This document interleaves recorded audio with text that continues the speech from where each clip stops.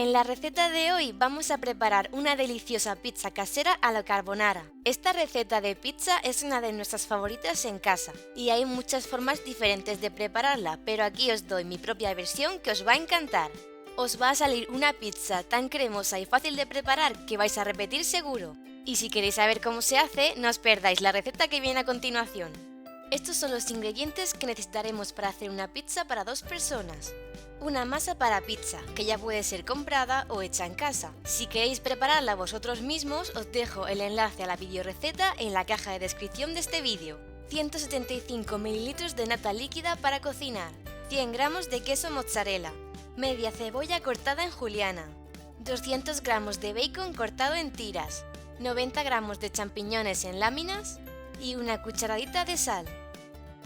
Empezaremos poniendo un poquito de harina en una superficie lisa y limpia. Colocaremos nuestra masa a la que también le pondremos un poquito de harina encima para que no se nos pegue al rodillo, el cual utilizaremos para aplanar y estirar la masa hasta darle la forma que queramos.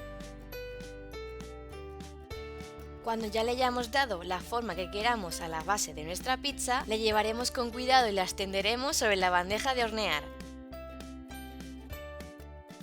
Y con los dedos iremos pellizcando el borde de la base de la pizza para darle forma.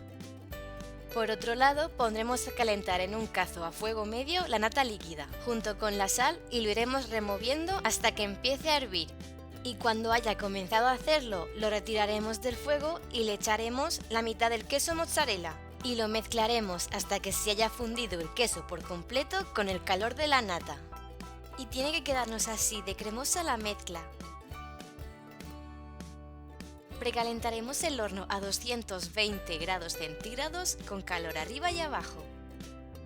Extenderemos por la base de la pizza la mezcla de nata y queso, pero sin llegar a los bordes. Echaremos el resto de queso mozzarella por encima repartiéndolo y haremos lo mismo con la cebolla, el bacon, los champiñones y si queréis podéis añadir un poquito más de queso mozzarella por encima.